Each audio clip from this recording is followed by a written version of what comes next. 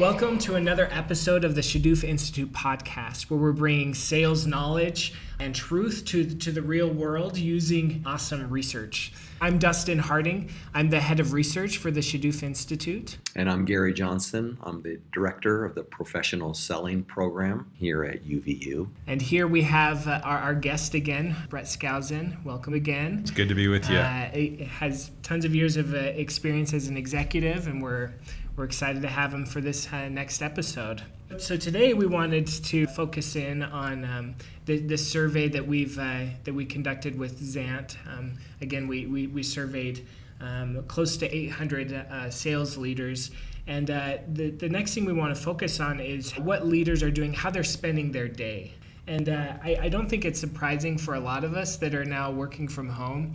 But one pattern that we do see is the number of meetings that people are in have actually increased as they're working from home. We show here that about 47% of these sales leaders mentioned that the number of meetings have increased. The troubling thing that we kind of see from this is those meetings may or may not be effective, but when we ask them what they're doing in their 8-hour workday, they're only spending about 2 hours selling each day out of their 8-hour day. And that's a little concerning. Yeah, and it's just about 2 hours every day in meetings as well. Wow. So they're spending just as much time selling as they are in meetings. Yeah. So how does that strike you, Brett? Well, not real well. If you're a Salesforce, you're paid to sell, not sit in meetings. Right. And so, I worked a lot of years remotely in some of the companies I've been in. When you're a worldwide organization, you have to work remotely. There's some people that you never even meet face to face. You meet them on a video chat, you meet them other ways. But I think the default whenever we have a new normal is to pull in the reins and try and have more control over our salespeople and things. I think what we need to do is really have good, whatever you want to call it, goals, KPIs, whatever, where we're monitoring our sales reps and really helping them understand exactly what our expectations are for them. I think having a kickoff meeting in the morning is always a good thing to make sure people are up and ready to go and they know what their objectives are and they know what needs to happen that day, and then monitoring through the day, what they're doing. I know some companies out there and some that I've worked for, there's really, really good technologies today to really understand if people are on the phones, if they're at their computers, if they're doing things. So if you're really concerned about that, I would use good technology to do that instead of having to have face-to-face meetings. And then I would use the rest of the time in developing reps, and I think that's really, really important. And that's what a manager should be doing the majority of their time. You set clear direction, but then it's all about training and teaching and helping them be the best that they can be. Well, that's interesting. So I hear you saying instead of using the meetings to identify who's doing what and how effectively, Making sure people are on task. You're saying let systems do that. Yeah, and there's so many good systems today that can do that. And then you're spending your time more wisely, spending it with customers, spending it teaching and training, spending it in ways that are going to increase revenue, because that's what sales teams are all about, is increasing revenue. Yeah, no, that's good. I think that it's difficult for leaders. Oftentimes you have this mentoring versus monitoring, where mentoring is kind of like the true leader. You're inspiring, you're making sure that people are overcoming their personal issues or things at work, whereas monitoring is making sure people are on task, that they're meeting their deadlines, and how many hours did you spend on the phone today type of thing, right? And sales leaders, and I think leaders in general, struggle with that balance. I would agree with you, Dustin, and it's real. I mean, we do need to monitor. There's no question that we need to monitor, but I think when you're looking at time, is what it looks like that question was asking, I think monitoring should be a lot less time than mentoring because of technology, because of other ways that we can get that done.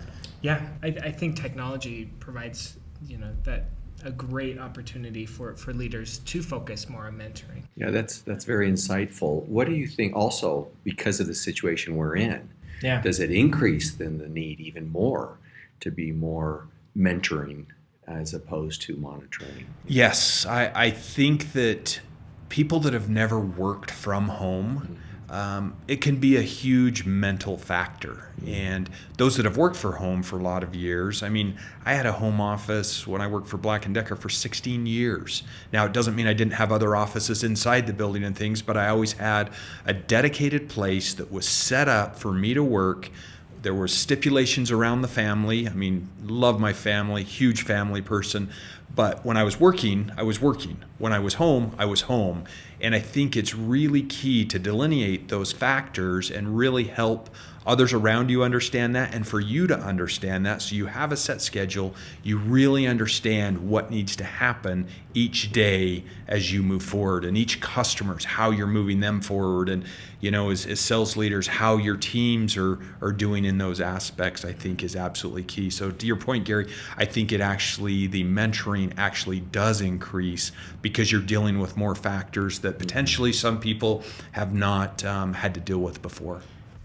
Yeah, and we kind of see this from the survey when we asked these sales reps what they're really struggling with. The top thing was the inability to communicate with the customer. That was like the top thing. But beyond that, we see that the second in line was a lack of focus and organization. Then there's like feelings of confinement, lack of energy and motivation. So these are very psychologically. I mean, we hit with a psychological blow, right? Yeah. And this is where a mentor really could come Absolutely. into play. And those things are real, and I think if we try and minimize those things, then I think we're not going to like the outcome that we have. But I think as salespeople, we need to have our schedules. We need to understand that. We need to have our breaks programmed into our day.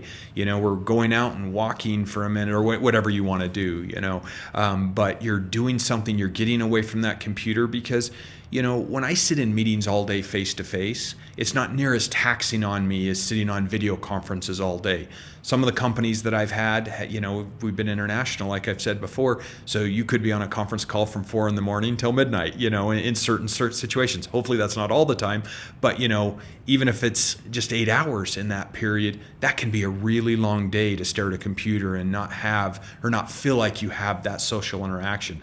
So I think you need to have, as salespeople, you need to have set guidelines and set things that you're doing every day and making sure you're planning even better than you were before. And then I think as sales leaders, that's where you're mentoring, you're helping them do that, you're helping them understand that, you're giving the pep talks that are needed, you're having them still continue to work on skill sets so they're continuing to feel like they're developing.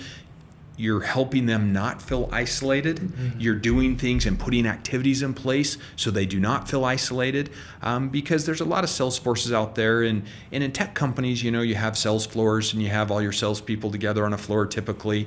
There's industrial sales where you'll never see another one of your sales friends. That's how I started, at Black & Decker. I mean, I never, except for, a quarterly meeting or a yearly sales meeting, I never saw anyone else. So we would use phone, that was the early stages of video. Yes, I'm old. That was the early stages of video back at that point and things. But isolation can be a key factor. And I don't think some of the current younger sales forces have ever had to deal with something like this. So I think it's a dual responsibility for the sales rep to be very buttoned down and very organized in what they're doing and doing their pre-planning and understanding what's happening. But the sales leader also needs to be really helpful in helping mentor them and get them through this stage and teach them new skills. In fact, so I kind of hear you saying then to the sales leader specifically that maybe relax a little bit on the accountability side of things during this time. Focus on the building, focus on the mentoring, the modeling. Yeah, Gary, and it's when we focus on negative, and I don't think anyone would raise their hand and say, I'm focusing on the negative, but when we monitor too hard, that is focusing on the negative. If we focus on the positive, if we focus on how to get them to a place instead of what they're not doing, we're in such a better spot. I think in all these different things that we've been talking about, from the psychological to, everything else that we've just been discussing. So I think it's the positive and really helping them exceed to new levels instead of beating them down on what they're not doing. And really with sales, the results are going to come. You're on a monthly, a quarterly, a yearly basis.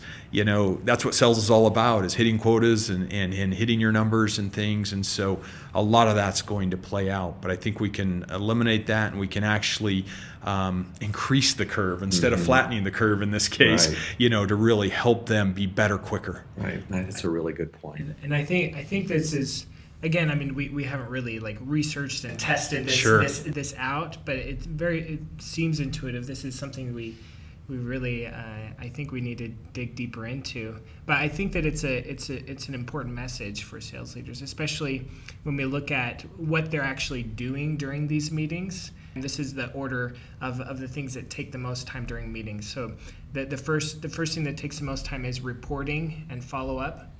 And then it's goals, targets, deadlines. Then it's planning. And then they get kind of challenges or competitions going. But then after that is when kind of the mentoring type of tasks come in. Training, counseling, socializing. Those things are kind of getting put in the back seat. And meetings seem to be prioritized right now more on monitoring. Yeah.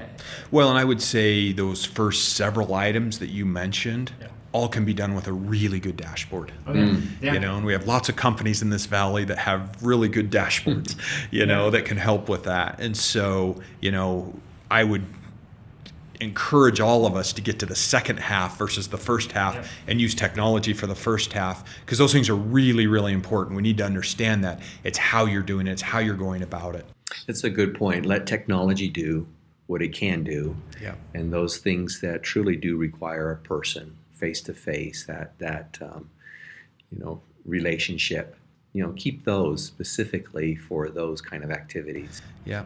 When I was a sales manager, the first thing I would do in the mornings is I would go through all of my metrics through a very good dashboard. Then I would plan my day. I knew the reps that I needed to get with. I knew what needed to happen that day. I still have a rah-rah meeting in the morning, 7, 8 o'clock in the morning, depending on time zones and other things, to get everyone up and going and excited about the day. But those were typically 15 minutes, trying to really just get everyone excited about things. And then I would very surgically and specifically understand what I needed to do with the rest of my day according to what the dashboards were telling me and what the accountability was telling me. So-and-so wasn't on the phones all day yesterday. Well, any good calling technology can tell you that. They can tell you what ready state is. They can tell you all these type of things. And so you'd know, hey, something's probably going on in their life. Let's go help them. Let's go beat them down, but let's go help them. Let's go help them be better. That's a good point. It's a really good point. Good insight.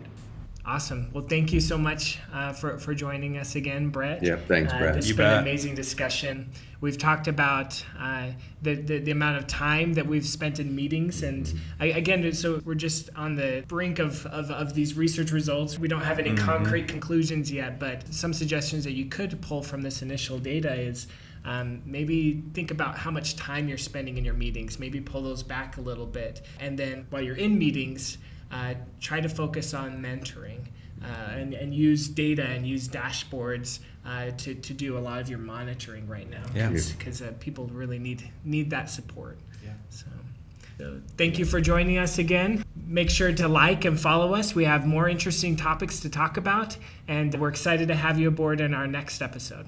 So thanks again to Brett Skousen for joining us. And we also like to give a special thanks to Zant for partnering with us on this research and research to come. And of course, UVU's Woodbury School of Business.